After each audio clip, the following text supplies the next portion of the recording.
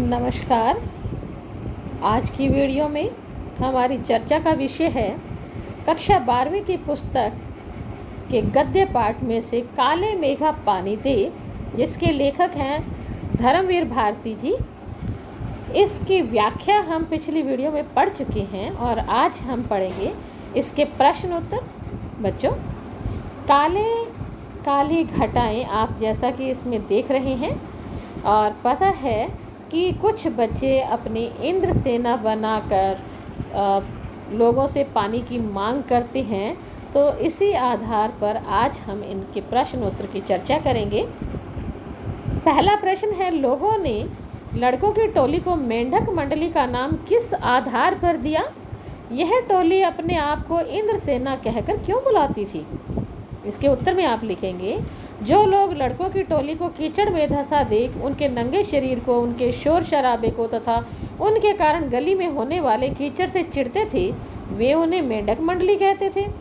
बादलों के स्वामी इंद्रदेव हैं। यह टोली अपने आप को इंद्र सेना कहती थी क्योंकि ये इंद्र देवता को बुलाने के लिए लोगों के घर से पानी मांगते थे। दूसरा प्रश्न है, जीजी ने इंद्र सेना पर पानी फेंके जाने को किस तरह से सही ठहराया? इसके उत्तर में आप लिखेंगे, जीजी ने इंद्र सेना पर पानी फेंके जाने के समर्थन में कई तर्क दिए जो कि निम्नलिखित हैं। जैसे, किसी से कुछ पाने के लिए पहले कुछ चढ़ावा देना पड़ता है। हम इंद्र को पानी का अर्घ्य चढ़ाते हैं, तभी वे हमें पानी देंगे। अगला उन्होंने कहा कि त्याग भावना से किया गया दान ही फलीभूत होता है। जिस वस्तु की अधिक आवश्यकता होती है उसके दान से ही फल मिलता है। पाने की भी यही स्थिति है। आगे दीदी लेखक को कहती है कि जिस प्रकार से किसान 5-6 सेर अच्छे गेहूं खेतों में बोता है ताकि उसे 30-40 मन गेहूं मिल सके, इसी तरह से पानी की बुआई करने से भी बादलों की अच्छी फसल होती है और खूब वर्षा होती है। आगे प्रश्न है, पानी दे गुड़ घानी दे। इसमें पानी के साथ साथ गुड़ धाने की मांग क्यों की जा रही है? गुड़ धानी गन्ने और चावल से बनने वाला एक लड्डू होता है। वैसे तो इंद्रदेव से पानी ही मांगा जाता है, लेकिन जब वर्षा अच्छी होगी तो गन्ने और धान की भी फसल अच्छी होगी, अनाज भी अच्छा होगा। इसलिए वे इंद्र देवता से प्रार्थना करते हैं कि पानी दे, साथ साथ गुड़ धानी दे। अर्थात उनका कहने का अभिप्राय है कि यदि आप धरती पर पानी भेजेंगे, धरती पर हरा भरा हरियाली होगी और उसके साथ अनाज होगा, गुड़ होगा, तो उसके हमारे द्वारा एक मिठाई यानी कि लड्डू बनाए जाएंगे। चौथा प्रश्न, गगरी फूटी बैल प्यासा से लेखक का क्या आशय है? बैल कृषि संस्कृति के अविभाजित हिस्सा है। पहले बैलों के द्वारा ही भारतीय लोग जो है वो खेती किया करते थे। ऐसा भी कह सकते हैं कि बैल भारतीय कृषि संस्कृति की रीढ़ की हड्डी है। बैल ही खेतों को जोत कर अन्न उपजाते हैं। उनके प्यासे रहने पर कृषि का कार्य बाधित होता है। इसलिए गगरी फूटी बैल प्यासा द्वारा बैलों के प्यासा होने की बात कही गई है। पांचवा प्रश्न, इंद्र सेना सबसे पहले गंगा मैया की जय क्यों बोलती है? नदियों का भारतीय सामाजिक सांस्कृतिक परिवेश में क्या महत्व है? इसके उत्तर में आप लिखेंगे, गंगा को भारतीय संस्कृति में पवित्र और कल्याण करने वाली माना गया है। नदियों को माँ माना जाता है क्योंकि ये हमारा भरण पोषण भी करती हैं। इसलिए इंद्र सेना सबसे पहले गंगा मैया की जय बोलती है। भारतीय सामाजिक सांस्कृतिक परिवेश में नदियों का विशेष स्थान दिया गया है। नदियों को माँ का स्वरूप मानकर उसकी पूजा की जाती है। ये हमारे जीवन का आधार होती हैं। इनके बिना हम जीवन की कल्पना भी नहीं कर सकते। भारतीय समाज में नदियों को मोक्ष प्रदान करने वाली भी कहा गया है। प्रश्न 6, रिश्तों में हमारी भावना शक्ति का बढ़ जाना विश्वासों के जंगल में सत्य की राह खोजती हमारी बुद्धि की शक्ति को कमज़ोर करती है। पाठ में जीजी के प्रति लेखक की भावना के संदर्भ में इस कथन के औचित्य की समीक्षा कीजिए। इसके उत्तर में आप ये लिखेंगे कि लेखक अंधविश्वासों को त्याग कर सत्य की खोज करना चाहता है, किंतु उसके मन में जीजी के लिए अपार श्रद्धा है जो इन सब बातों पर विश्वास कराती है। जीजी लेखकों को अत्यंत स्नेह करती है। वे अनेक तरह की धार्मिक क्रियाएं लेखक से करवाती हैं जिन्हें लेखक अंधविश्वास मानता है, लेकिन दीदी का मानना है, जीजी का मानना है कि अगर ये क्रियाएं लेखक से करवाई जाएंगी तो इसका फल उनको प्राप्त होगा। इंद्रसेना पर पानी फेंकने से मना करने पर जीजी कई तर्क देती है।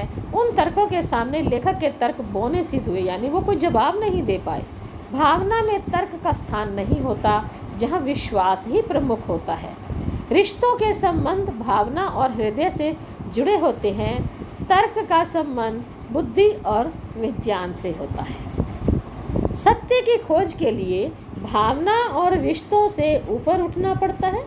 उपयुक्त कथन पूर्णतः सत्य है कि रिश्तों में हमारी भावना शक्ति बढ़ जाती है।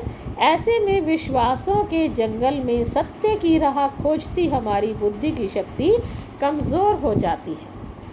7वां प्रश्न, लेखक का मन कैसा है? लेखक का मन तर्कशील है। वह तर्क के आधार पर विश्वास को परखना चाहता है। वह चाहता है कि जो कुछ उसकी जीजी कहती है वह तर्क के आधार पर सिद्ध होना चाहिए। इसलिए लेखक का किशोर मन बच्चों द्वारा पानी मांगने को पानी की बर्बादी के रूप में देखता है। उसे पानी की बर्बादी इसलिए लगती है कि सूखे में जहाँ लोग प्यासे मरते हैं वहाँ पानी से नहाना गलत है। इस तरह से पानी की बर्बादी गलत है। 8वां प्रश्न, क्या अंधविश्वास समाज के लिए लाभकारी है? बिल्कुल नहीं। अंधविश्वासों के कारण ही समाज की गति रुक जाती है। व्यक्ति चाहते हुए भी कुछ नहीं कर पाता। इन अंधविश्वासों के फेर में पड़कर लोग अपना कर्म करना ही छोड़ देते हैं। लेखक धर्म को ही सब कुछ मानते हैं। उनके अनुसार भाग्य ही सब कुछ है। बारिश के लिए किए गए प्रयत्न किस कोटि के हैं? बच्चों द्वारा बारिश के लिए किए गए प्रयत्न विश्वास के अंतर्गत आते हैं। भोले बच्चे बारिश लाने के लिए हर तरह के प्रयत्न करते हैं। वे नहीं जानते कि ये विश्वास है या अंधविश्वास। वे तो बस केवल इतना जानते हैं कि बारिश हो जाए, चाहे इंद्र को प्रसन्न करने के लिए कोई भी कार्य उन्हें क्यों ना करना पड़े। प्रश्न 10, काले मेघा पानी दे, ये कैसा संस्मरण है?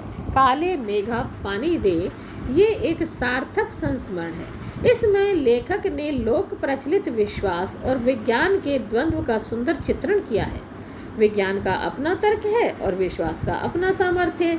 लेखक जहां तर्क के आधार पर सब कुछ सिद्ध करना चाहता है, वहीं जीजी के विश्वास के सामने वह निरुत्तर हो जाता है।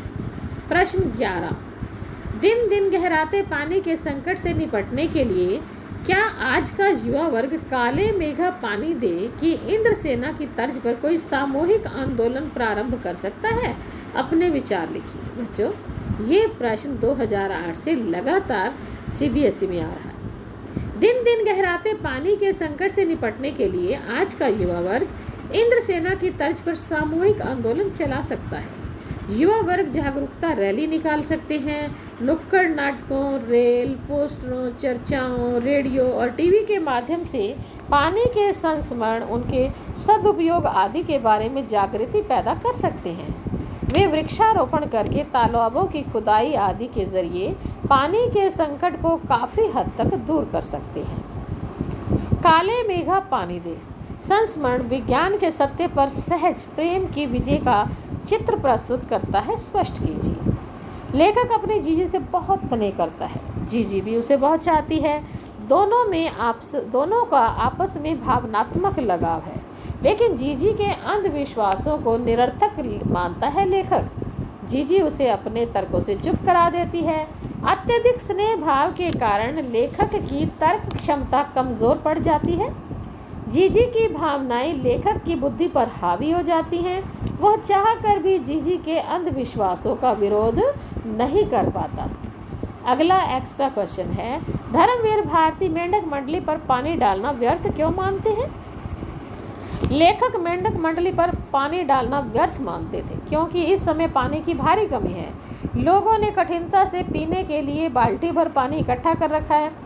उसे इस मेंढक मंडली पर फेंकना पानी की घोर बर्बादी है। इससे देश व समाज की क्षति होती है। वह पानी को इस तरह फेंकने के सिवाय अंधविश्वास के सिवाय कुछ नहीं मानता। काले मेघा पानी दे, इस आधार पर लिखिए कि आज कैसी स्थितियों के कारण लेखक को कहना पड़ा, आखिर कब बदलेगी ये स्थिति। लास्ट में लेखक ने क्वेश्चन छोड़ा ना कि आखिर कब बदलेगी स्थिति, ये क्यों कहना पड़ा। लेखक ने इस संबंध में सूखे के दिनों में अंधविश्वास के नाम पर पानी की बर्बादी पर कड़ा ऐतराज जताया है। वह समाज के दोहरे आचरण पर व्यंग्य करता है। आज समाज के हर क्षेत्र में सिर्फ मांग है, त्याग का तो नामो निशान भी नहीं है। कोई भी अपने कर्तव्य की बात करता ही नहीं। सभी भ्रष्टाचार की पोल खोलकर आनंद लेते हैं, दूसरे के काले कारनामों पर चटकारे लेते तो नजर आते हैं, किंतु स्वयं भी भ्रष्टाचार का अंगी तो बन रहे हैं। इसके कारण समाज में समृद्धि नहीं आती, वर्ग विशेष ही फायदा उठाता है। इन स्थितियों के कारण लेखक को कहना पड़ा, आखिर कब बदलेगी ये स्थिति। मेंढक मंडली पर पानी डालने को लेकर लेखक और जीजी के विचारों में क्या भिन्नता थी। मेंढक मंडली पर पानी डालने को लेकर लेखक और जीजी के विचारों में अत्यधिक भिन्नता है। लेखक आर्य समाजी विचारधारा से प्रभावित है, जबकि इंद्रसेना वर्षा की स्थिति में निरर्थक उछल कूद करती थी। उन पर पानी फेंकना मूर्खता थी, क्योंकि पानी की भारी कमी थी। जीजी मेंढक मंडली पर पानी फेंकने को उचित मानती है। वह कहती है कि किसी से कुछ पाने के लिए पहले कुछ चढ़ावा चढ़ाना पड़ता है। यह पानी का अर्घ्य है, पहले त्याग से ही फल मिलता है। वह गेहूं की फसल पाने के लिए अच्छे बीजों को खेत में डालने का तर्क देकर अपनी बात को ठीक सिद्ध करती है। अगला प्रश्न है, काले मेघा पानी दे, इसमें लेखक ने लोक मान्यताओं के पीछे छिपे किस तर्क को उभारा है। आप भी अपने जीवन के अनुभव से किसी अंधविश्वास के पीछे छिपे तर्क को स्पष्ट कीजिए। लेखक ने अंधविश्वासों के लोक मान्यताओं के तर्कों में सबसे प्रमुख भाव जन कल्याण सहभाव को उभारा है। कष्ट के समय समाज का हर व्यक्ति अपनी क्षमता अनुसार सहायता में योगदान करता है। इस भावना के साथ धार्मिक मान्यताएं जोड़ी जाती हैं ताकि इन्हें आसानी से कर सकें। भावनात्मक लगाव भी पीढ़ी दर पीढ़ी अंधविश्वासों को प्रसारित करता रहता है। गगरी फूटी बैल प्यासा, यह कथन भारतीय जनजीवन पर स्वतंत्रता के इतने वर्षों के बाद कितना उपयुक्त ठहरता है। काले मेघा पानी दे पाठ के आधार पर स्पष्ट कीजिए। गगरी फूटी बैल प्यासा कथन आज के समय में पूर्णतः सही नहीं है। आज़ादी के बाद देश में बड़े बड़े बांधों को पानी इकट्ठा करके नहरों के माध्यम से खेतों तक पहुंचाया जाता है। आज किसान केवल वर्षा पर ही आश्रित नहीं है। खेती अब वर्ण का जुआ नहीं रही। आज किसान के पास ट्यूबवेल, कुएं, नहरें आदि सब कुछ है। इसके अलावा सूखा पड़ने पर सरकार द्वारा भारी आर्थिक मदद भी की जाती है। नई तकनीक, नए बीजों से कम पानी में अच्छी फसल उत्पन्न होती है। आज के किसान की दशा पहले से अधिक बदल गई है। ग्रीष्म में कम पानी वाले दिनों में गांव-गांव डोलती मेंढक मंडली पर बाल्टी से पानी उड़ेलना जीजी के विचार से पानी का बीज बोना है कैसे। जीजी मानती है कि गर्मी के कम पानी वाले दिनों में गांव-गांव डोलती मेंढक मंडली पर एक बाल्टी पानी उड़ लेना पानी का बीज बोना है। यदि कुछ पाना है तो पहले त्याग करना पड़ता है। ऋषियों और मुनियों ने भी त्याग और दान की महिमा गाई है। पानी के बीज बोने से ही काले मेघों की फसल होगी, जिससे गांव, शहर, खेत खलिहानों को खूब पानी मिलेगा। एक उदाहरण जीजी और भी देती है, कहती है, जिसके पास लाखों करोड़ों रुपए हैं, उसमें से 2-4 रुपए अगर दान कर भी देगा तो उसे कोई फर्क नहीं पड़ेगा।